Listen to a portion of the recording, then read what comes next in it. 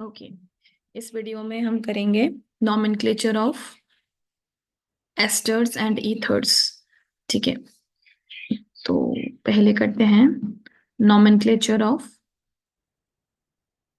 Ether. ठीक है, तो पहले समझेंगे ईथर ग्रुप होता कौन सा है। तो दोनों तरफ जब कार्बन की चेन लगी हो और बीच में एक ओ ग्रुप लगा हो, ये ईथर ग्रुप होता है। इस आर की जगह हम कितने भी कार्बन रख सकते हैं, जैसे CH3 CH2 O CH3, या फिर CH3 CH2 CH2O, और यहाँ पे CH2 CH3 कितने भी रख सकते हैं दोनों तरफ। और दोनों तरफ बराबर भी हो सकते हैं, जैसे CH3 CH2O CH3 CH2 और 3। ठीक है, दोनों तरफ बराबर भी हो सकते हैं।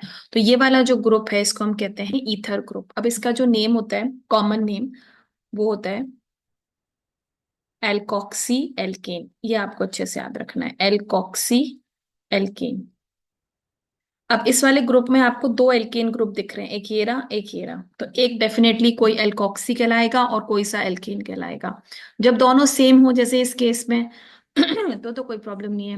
लेकिन जब दोनों ग्रुप अलग अलग होते हैं, छोटे बड़े, तो हमें पता होना चाहिए कौन सा वाला एल्कोक्सी कहलाता है, कौन सा वाला एल्केन कहलाता है।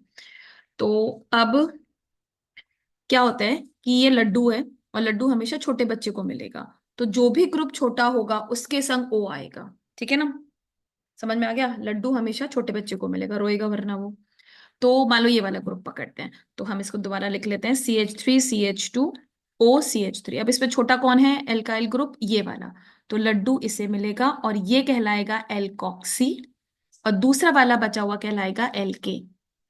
तो एल्कोक्सी आपको पहले लिखना है। तो अब आप बताओ, एक कार्बन के एल्कोक्सी को क्या बोलोगे, मिथॉक्सी। और दो कार्बन के एल्केन को क्या बोलोगे, इथेन। तो इसका नाम क्या हो गया, मिथॉक्सी इथेन। और इसका कॉमन नाम क्या हो गया, ethyl methyl ether. Ethyl methyl ether, ये इसका कॉमन नेम हो गया, कॉमन। और ये इसका IUPAC नेम हो गया। ठीक है, चलो अब इस वाले का करते हैं। तो इसमें छोटा ग्रुप कौन सा है, ये वाला। तो इसका नाम क्या हो जाएगा, एक दो तीन, तीन कार्बन के एल्कोक्सी को क्या बोलेंगे, प्रोपॉक्सी। प्रोपॉक्सी, और एक दो तीन चार, प्रोपॉक्सी ब्यूटेन। ठीक है, और इसका कॉमन नेम क्या होगा, प्रोपाइल ब्यूटाइल ईथर। इसको करते हैं। तो इसमें दोनों सेम है, तो इसमें किसी को भी एल्कोक्सी बोल दो, किसी को भी एल्केन बोल दो, क्योंकि दो कार्बन का है तो कोई सा भी मान लेते हैं। तो हो जाएगा इथॉक्सी इथेन। और इसका कॉमन नाम क्या हो जाएगा, di ethyl ether. Di ethyl ether. एक और बना लेते हैं, CH3O CH3। इसका कॉमन नेम होगा डाई मिथाइल ईथर। ठीक है, एक मिथाइल दो मिथाइल, डाई मिथाइल और ईथर। और IUPAC नेम क्या हो जाएगा, मिथॉक्सी मीथेन, क्योंकि दोनों जगह सेम है। ठीक है, तो ये क्वेश्चन आता है कि डाई मिथाइल ईथर का IUPAC नेम बताओ, डाइथाइल ईथर का IUPAC नेम बताओ, तो ये वाले हैं। ठीक है, चलिए नेक्स्ट आते हैं नॉमेनक्लेचर ऑफ क्या, एस्टर। ठीक है, यहाँ पे कर लिया, नीचे करते हैं ताकि आप एक स्क्रीनशॉट ले लेना। चलो आप पहले इसका एक स्क्रीन, चलो विद रिकॉर्डिंग है ये। चलो नेक्स्ट आते हैं नॉमेनक्लेचर ऑफ एस्टर्स। तो इसमें आपको एस्टर्स का एक सेकेंड, इसमें आपको एस्टर्स का कॉमन नेम पता होना चाहिए, जैसे हमने उसका एल्कोक्सी एल्केन किया था। पहले एस्टर ग्रुप देखते हैं कौन सा होता है। तो RC double bond bond OR। तो अगर ये वाला ग्रुप हो तो ये क्या कहलाता है, एस्टर। अच्छा, अब एक बार हमने जो रिवाइज किया था क्लास में वो और कर लेते हैं। मान लो आपको C double bond O group दिखाई दे और एक तरफ R दिखाई दे, तो आप सीधे इसे कीटोन नहीं बोलोगे। तो क्या क्या वेरिएंट्स होते हैं, और एक हम एस्टर वाला वेरिएंट भी लिखेंगे। तो मान लो दूसरी तरफ एक H लगा हो, तो ये बन जाएगा एल्डिहाइड। और इसका एग्जाम्पल क्या हो जाएगा, जैसे R की जगह हम क्या लगा दें, CH3, और C डबल बॉन्ड OH। इसको ऐसे भी लिख सकते हैं, CH3 CHO भी लिख सकते हैं। इसको हम C डबल बॉन्ड OH और CH3 भी लिख सकते हैं, या R C double bond O या H, या कई बार H यहाँ पे लिखा होता है, C डबल बॉन्ड ओ और आर यहाँ पे लिखा होता है। तो आप देखो ये सब सेम है, केवल कंफ्यूज कर रहे हैं वो आपको अलग अलग तरीके से लिख के। आपको ध्यान क्या रखना है, अगर सी डबल बॉन्ड ओ दिख जाए, एक तरफ अगर आर हो दूसरी तरफ एच हो, कहीं से भी पकड़ लो, यहां से लो, एक तरफ आर दूसरी तरफ एच, एक तरफ आर दूसरी तरफ एच, तो वो हमेशा एल्डिहाइड ग्रुप होगा। ठीक है। अगर दूसरी तरफ भी आर ग्रुप हो, यानी दूसरी तरफ भी कार्बन की ही चेन हो, जैसे ये कितनी बड़ी भी, तो ये हो जाएगा कीटोन ग्रुप। ठीक है। और इसको हम, पहला मेंबर जो होता है कीटोन का, इसको हम कहते हैं एसीटोन। और इसका आईयूपीएसी नेम क्या होगा वो हम करेंगे, चलो आपको पता ही है।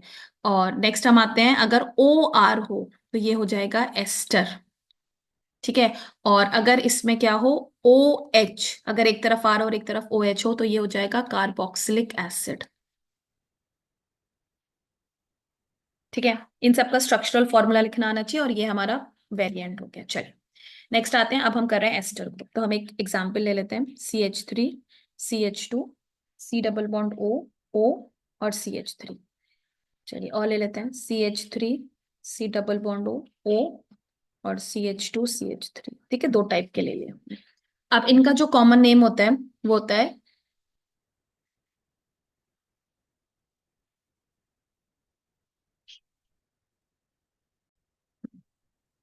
भूल गई थी मैं, एल्काइल एल्केनोएट।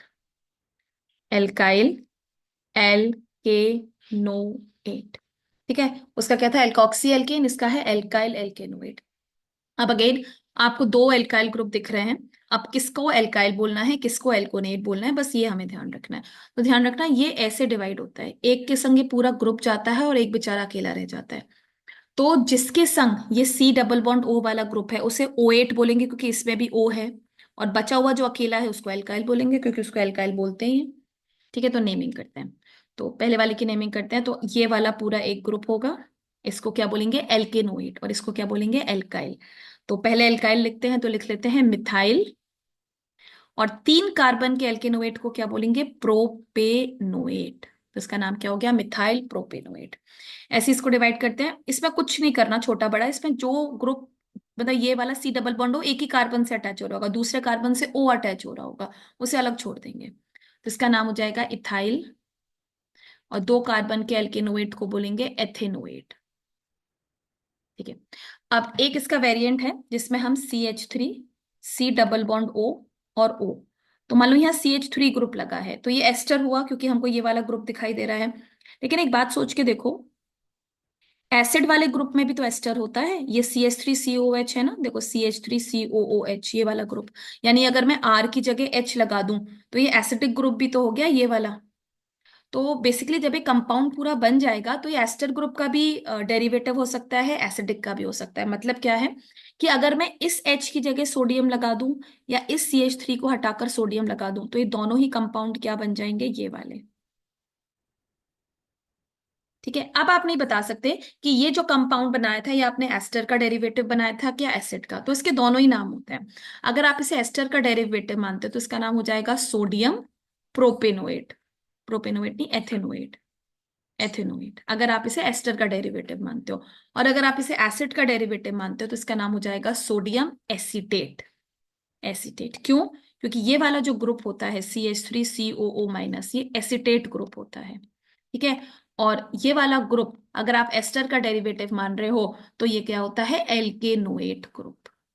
तो आप इसे एल्केनोएट की तरह भी लिख सकते हो और एसीटेट की तरह भी लिख सकते हो। ये हमने करा है लैब प्रिपरेशन ऑफ इथेन और मीथेन में, जिसमें सोडियम प्रोपेनेट और सोडियम एथेनोएट लिया था हमने। तो वही हो गया। तो ये दोनों नॉमेनक्लेचर किसके हो गए, एस्टर के और ईथर के। Okay bye bye.